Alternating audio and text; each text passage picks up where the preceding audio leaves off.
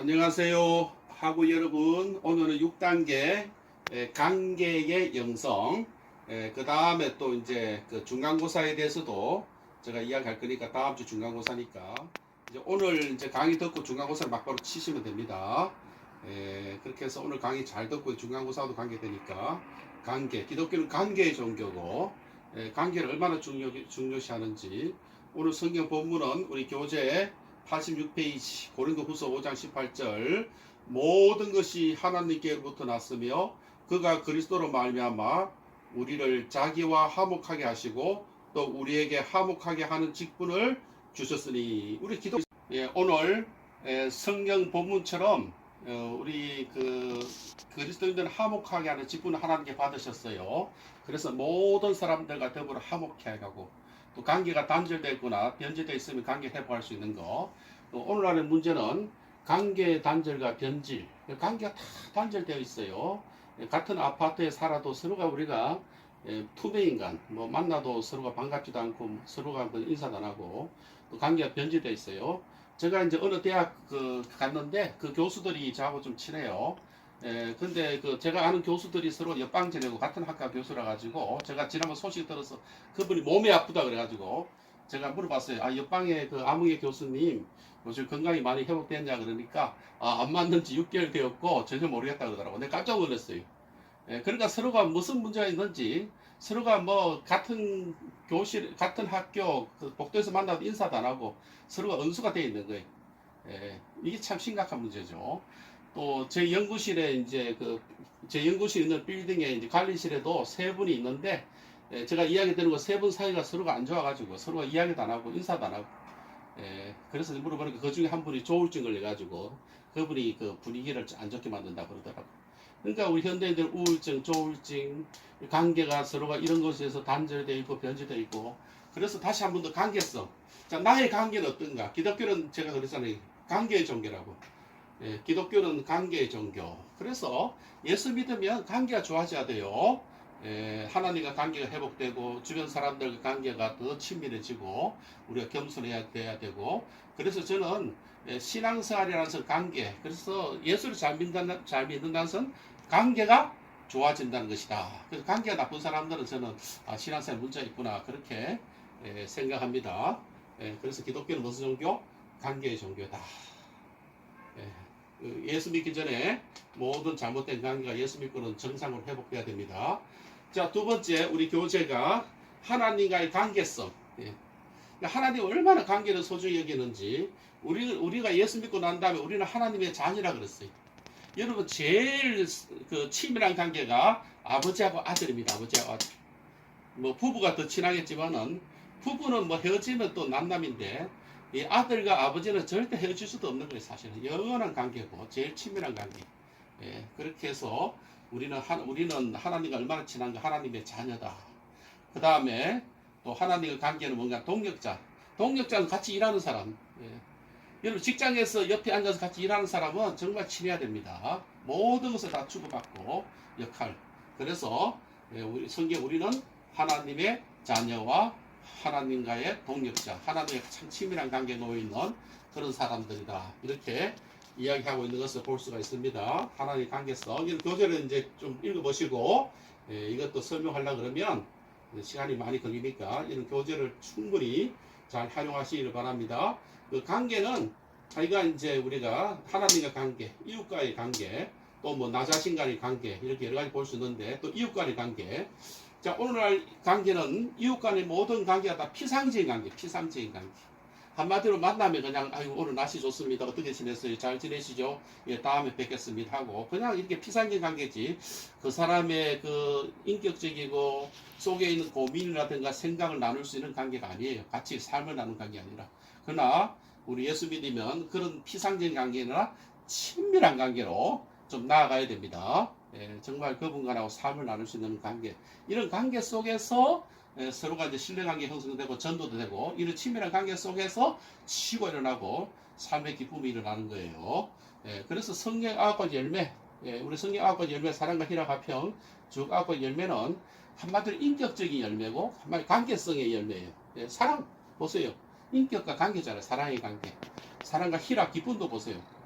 서로가 이렇게 관계 속에서 기쁨이 나타나잖아요. 인격의 관계, 사랑과 희락, 화평이라는 것은 화목하는 거, 모든 것 사람들과 더불어 화목, 뭐 온유, 뭐 절제, 모든 것들이 다 인격과 관계성이 관계된 그런 열매인 것을 볼 수가 있습니다. 자, 네 번째, 이게 중요한데, 관계성을 통한 치유와 전도. 그래서 이 친밀한 관계를 속에서 우리가 치유가 일어나고 또 친밀한 관계 속에서 전도가 일어납니다. 그래서 제가 요즘 오이코 전도는 관계성. 무조건 우리 예수 믿으러 가지 말고 어떻게 하면 그분과 관계성, 신뢰적인 관계, 친밀한 관계, 서로가 대화가 되는 그런 관계 속에서 이야기해 보니까 저 사람은 신뢰가 가는 거예요. 아, 저 사람 나한테 너무 잘하는 거예요. 아, 저 사람 믿는 종교, 저 사람이 교회 다닌다니까 관심이 있는 거예요. 이거 언제부터 교회 나가셨어요? 어느 교회 나가셨어요? 아이고, 저도 기회가 되면 한번 나가야 되는데, 이렇게 나오는데, 전혀 모르는 사람이 전도를 하면 2단인지 3단인지 뭔지 알고 요즘 교회 나가 있어요. 옛날에는 과거에는 그냥 무조건 예수 믿으라 그러면 예수 어떤 분인가 교회 나왔지만은 최근에는 그렇지 않습니다. 관계성을 가지고 전도하는 게 훨씬 나아요. 시대에 따라서 좀 전도도 이렇게 좀 이렇게 변화될 필요도 있습니다. 자, 얼마나 이 관계가 중요한가? 또 관계가 무엇인가? 여러분 그 잘 아시는 누가복음 16장에 뭐가 나옵니까? 거지 나사로와 부자가 나오죠. 나중에 이제 이 그 부자 나사로가 지옥 가가지고 이제 거기서 그 하는 고통 당하는 모습이 나오는데, 여러분 거지 나사로가 늘 그 부잣집 앞에 가가지고 이제 구걸하고 그랬는데, 자, 여기에서는 부자의 죄가 뭡니까? 여러분 생각해보세요. 부자가 거지를 때렸습니까? 그 부자가 거지를 죽였습니까? 부자가 뭐 거지를 뭐 괴롭혔습니까? 그런 건 안 나와요. 근데 부자의 죄는 뭔가 하니까 무관심. 자기 집 앞에서 거지 나서가 굶기나 말거나 그 집에 무슨 일에 관심이 없어요. 그냥 그저 자기는 그냥 집에서 그냥 호의호식하고 먹고 즐기고 뭐 주변 사람들 관심이 없어요. 그게 죄라는 거예요. 무관심. 그러니까 이웃에 대한 사랑이 없는 거예요. 그래서 혹시 우리도 정말 그냥 우리 여기가 좋사오니 그냥 먹고 마시고, 우리 교회가 좋사오니 이웃 교회는 어떻게 될지 이웃 사람들 상관없이 그저 나밖에 모르고 우리 교회밖에 모르고, 이것을 과연 우리가 올바른 신앙생활이고 하나님 기뻐하시는가? 그래서 오늘날 우리 시대를 산무 시대라고 합니다. 세 가지 없는 시대. 산무가 첫째는 무슨 시대인가 하니까 무관심, 무감각, 무책임. 그러니까 이웃에 대해서 무감각해요. 무책임합니다. 무관심해요. 관심이 없어요. 그래서 무관심이 현대인을 병들게 합니다. 아, 사람들이 나를 애롭게 소외하는구나, 나를 무시하는구나. 아, 저 사람은 나를 봐도 완전히 나를 업신여기구나. 그러니까 사람들 다 애롭고 괴로워요. 이런 부부끼리도 뭐 특별히 그 괴롭히고 이런 게 아니라, 도대체 이 양반은 내가 들어주지 마든지 투명인가, 관심도 없고 뭐 본체만체, 내가 뭐 이야기해도 뭐 소통도 안 되고 들으려고 하지도 않고 무감각해요. 그럴 때는 이제 이 사람이 나를 완전히 무시하는구나, 그냥 헤어지는 것이 낫겠다. 그래서 여러분 산무시대 오늘날 무관심, 이것이 현대인을 병들게 하는 거예요. 뭐 오늘날은 옛날처럼 뭐 먹고 살고 식량, 뭐 재정, 돈 이런 문제가 아니라 사람들의 관계 속에서 우리 고통을 당하는 산무시대입니다. 자, 어떻게 하면 우리가 이 시대를 치유할 수 있을까? 그래서 우리 교재 이제 5번째, 묵상을 통한 다섯 가지 관계 치유법이 있어요. 자, 관계가 단절되었잖아요. 어떻게 관계를 회복할 수 있을까? 어떻게 전도할 수 있을까? 그래서 묵상을 통해서 5가지 관계 치유법인데, 첫째, 자, 내가 옆 사람하고 문제가 있으면 문제의 발견과 관찰해야 돼요. 문제가 뭐가 문제인가? 문제가 어디서부터 발견되어 문제가 터졌고 어떤 문제인지 문제를 알아야 돼요. 이 문제를 치유하려고 그러면 내가 문제가 있구나, 나에게 이런 문제가 있구나, 이걸 알아야 됩니다. 첫째, 문제의 발견과 관찰. 두 번째, 그 문제를 구체적으로 이제 묵상을 해야 돼요. 어떤 문제인지 깊이 이제 묵상을 해야 됩니다. 그래서 역할을 바꾸기. 그 사람 입장을 바꾸고 생각해보자. 내가 그 사람이 나라면, 내가 그 사람이라면 그 사람이 오해할 만하고 문제가 생길 수 있겠구나. 문제를 묵상하고 깊이 묵상하고 문제를 알면 그 사람이 이렇게 해서 나한테 그렇게 깊은 상처를 받았구나, 이해를 하게 되고, 이해를 하면 이제 그 사람을 사랑하게 돼요. 참 그 사람 안 됐구나, 내가 잘해야지. 그 다음에 난 다음에 이제 솔직한 때야. 내가 생각해 보니까 이런 문제가 있었고, 이런 내가 실수도 했고, 내가 이런 아픔도 줬고, 나도 또 이런 문제가 있으니까, 내가 앞으로 잘해 보려고 그러니까 도움을 요청, 나를 좀 또 도와달라, 나를 이해해달라. 그 다음에 이제 친밀한 관계를 주도해 나가기. 이제 친밀한 관계 속에서 다시 관계 회복되는 건데, 자, 제가 이제 할 수 없이 사례를 하나 들어보려고 그러는데, 뭐 다른 사람 사례를 들기도 그렇고, 아무래도 이제 제가 그 92년도 제가 이제 미국 시카고에서 트리니티 에반젤리컬 디비니티 스쿨, 시카고에 있는 신학교에서 이제 제가 석사 박사과정 공부를 했는데, 저하고 제일 친한 친구가 이제 뭐 이 친구는 그냥 뭐 대학교 1학년 때부터 친했어요. 늘 전도 같이 다니고 밥 같이 먹고 기숙사도 같이 있고 늘 이야기하고 제일 친했던 친구예요. 같은 나이도 똑같고, 아주 좋은 친구인데, 그러니까 둘이가 그렇게 친하게 지냈죠. 근데 이제 한 날 또 낮에 이야기하고 이제 집에 갔는데 밤 10시쯤이어서 나한테 찾아왔어요. 잠깐 나오라고. 밤에. 그래서 내가 깜짝 놀랐어요. 얘가 밤에 나오라 할 이유가 없는데 뭐 또 일이 터졌는가, 뭐 잘못된 일이 있는가.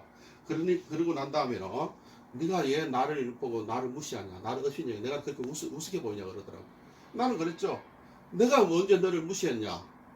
내가 너를 얼마나 존경하는 줄 아냐? 내가 너가 얼마나 이루가 되고 얼마나 좋아하는지 아니고. 난 진짜 이상한 문제다. 그러니까 아니라고. 내가 얼마나 요즘 너한테 무시당하고 너가 보면 얼마나 힘들던지, 요즘 내가 막 잠도 못 자고 너 때문에 내가 너무 힘들다 그러더라. 그리고 이제 밤에 들어가가지고 내가 이제 밤에 묵상했어요. 야, 뭐가 문제인가? 내가 대화할 때 얘한테 어떤 대화를 했는가?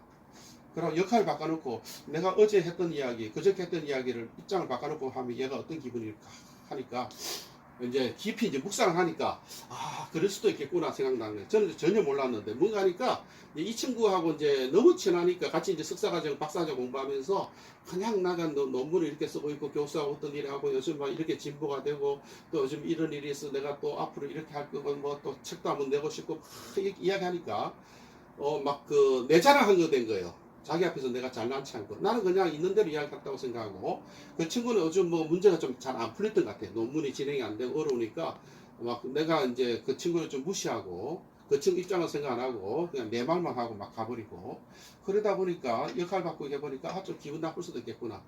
제가 나를 좀 업신여기고 우습게 여기고 그럴 수도 있겠구나. 그래가지고 내가 좀 이제 이해하고 그러면 또 이렇게 그러다 보니까 또 내가 미안해가지고 또 만나고 싶더라고요.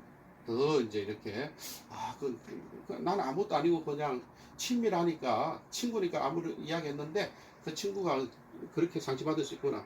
그래가지고 제가 이제 그 다음날 또 만나가지고 뭐 같은 캠퍼스에 사니까 그때 다 캠퍼스에 생활했어요. 기숙사에서.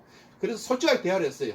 내가 이런 이야기는 내가 그냥 농담이고, 내가 너를 만나니까 좋아서 그냥 맨날 그 영어로 하다가 한국말 하니까 너무 또 좋고 친하니까 내가 그냥 나한테 그냥 막 속에 있는 이야기, 또 좋은 이야기, 나쁜 이야기 다 틀어놨는데, 너는 그게 또 좀 나한테는 그게 좀 좋지 않게 들릴 수도 있겠구나. 미안하다. 내가 그런 면에서 내가 말 실수했는데 앞으로 그런 일이 있으면 나한테 좀 지적도 해주고, 내가 좀 앞으로 좀 더 너한테 잘하고 싶으니까 네가 좀 이렇게 해달라고 좀 이야기도 하고 좀 도움을 요청해가지고, 그 다음부터 제가 더 이제 이렇게 이야기하면 내가 들어주고 맞장구 쳐주고, 그 친구 이야기를 내가 참 자꾸 이렇게 듣는 편이었어요. 내 이야기 많이 하지 않고. 그렇게 해가지고 친밀한 관계 주도해가지고 지금은 더 친해지고 정말 그 좋은 관계가 되었는데, 이런 식으로 제가 제 이야기에 대해서 좀 미안하지만은 이제 문제가 뭔지 문제를 알고 관찰하고 문제를 깊이 묵상하면, 입장 바꿔놓고 생각 묵상하면 그 사람 이해하면 사랑이 이루어지고, 사랑하면 또 만나고 싶어요. 그래서 솔직하게 대해야 됩니다. 속에 있는 이야기, 자기 잘못을 이야기하고 또 도움을 요청하고, 내가 이런 많은 결점이 있다. 내가 보니까 나도 참 문제가 있고 나밖에 모르는 이기주의자고 다른 사람하고 그 대화가 소통이 안 되고, 그러고 난 다음에는 또 친밀한 관계 속에서 내가 주도적으로 그런 관계를 만들고 식사도 같이 하고 이야기를 깊이 들어주고 관계에 나가면 서로가 치유가 일어나고, 그 다음에 더 좋은 관계로 나갈 수 있으니까 묵상을 좀 다음 5가지 관계법. 자, 6번째 한 사람의 소중성. 그 나와 너, 나와 그거. 자, 그러니까 이제 한대라든가 그 친밀한 관계는 한 사람 한 사람을 소중히 여기는 거예요. 그래서 천하의 그 아주 하나밖에 없는 그런 존재. 하나님께서 우리를 얼마나 생명, 천하와도 바꿀 수 없는 한 사람이 얼마나 중요시했는지 여러분 교재를 한번 보세요. 자, 96페이지. 한 사람의 소중성을 일깨우는 관계중심 영성생활.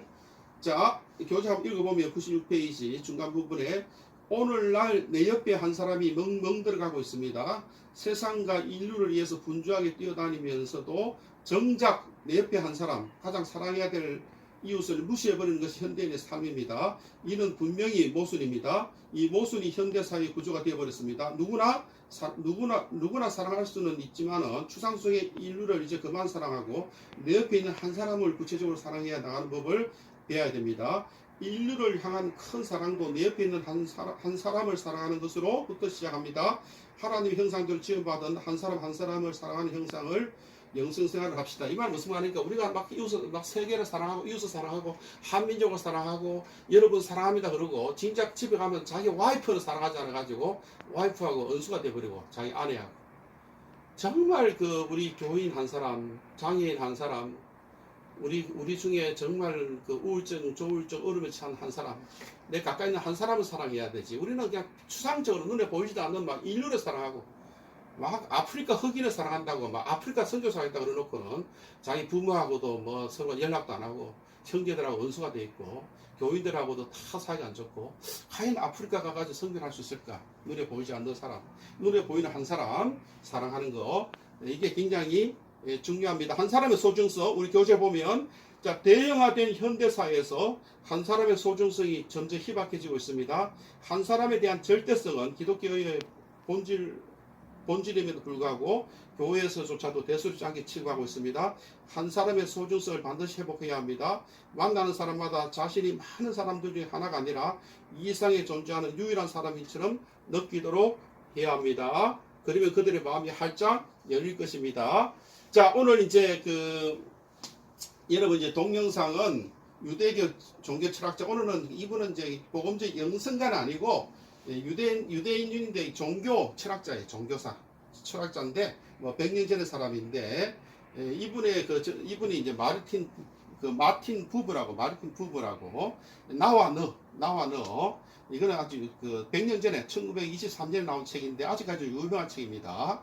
그래서 인간관계가 나와 너 인계 동등한 관계가 돼야 되지. 오늘날 뭔가 하니까 나와 그것입니다. 예. 그러니까 여러분 갑질하잖아요.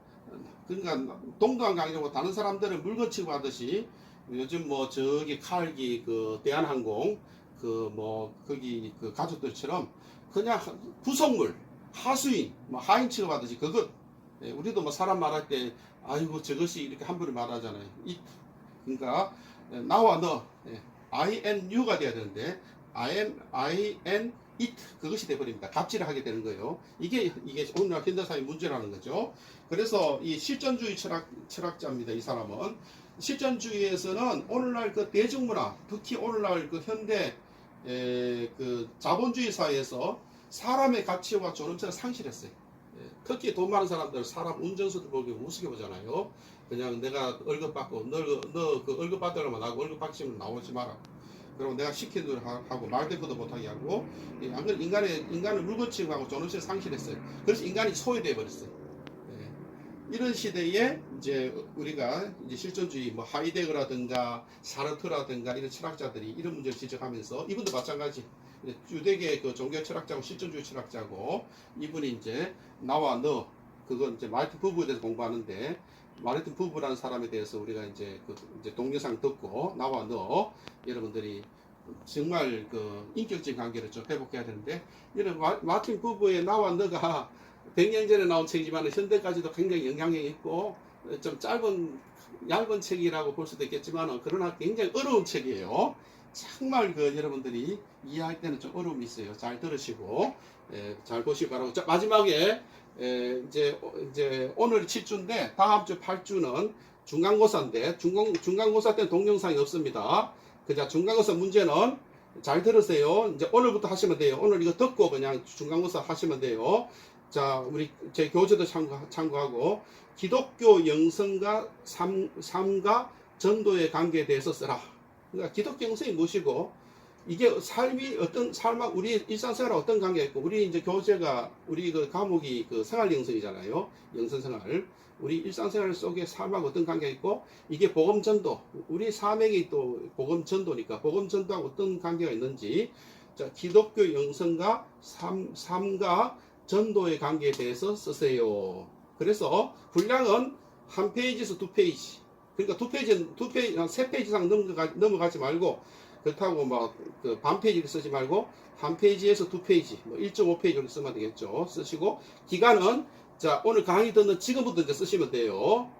지금부터 4월 30일까지 내셔야 되고, 비중은 이제 30%, 30점 만점이니까, 여러분들 잘 쓰시면 그냥 30점 맞으니까, 여러분들이 그냥 부담 없이 자기 이야기를, 자기 글씨로, 자기 생각을 이렇게 잘 이제 이렇게 쓰시면 됩니다. 여러분들이 뭐 타이핑해도 괜찮고, 또 이메일을 보내도 괜찮고 아니면 또 종이를 써가지고 저한테 카톡으로 사진 찍어서 보내도 되고 하니까 여러분 편한 대로 써가지고 4월 30일까지 저한테 제출하시면 되겠습니다. 예, 동영상 그 마틴 부부하고 나와는 잘 들으시고 중간고사 잘 하시고 건강관리 잘 하시고 다음 시간에는 동영상 없으니까 이런 중간고사 하시고 다음 주 시간에 또 뵙도록 하겠습니다. 감사합니다.